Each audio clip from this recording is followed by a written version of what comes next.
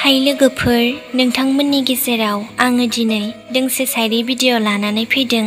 शायरीखौ लिरनानै हरदों मनजित बर', district Biswanath सारियाली, palace माइनावपुर।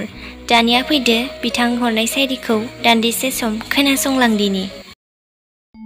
सिगां समाव जों सानैजों जोबोद फन रायज्लायोमोन, दुखु दाहा गासैखौबो बावगारलायोमोन। नाथाय नोंनि आंजों बाथ्रा खोथा सावरायलायनाया खमायलांबाय सना, नों सोलायलांबाय।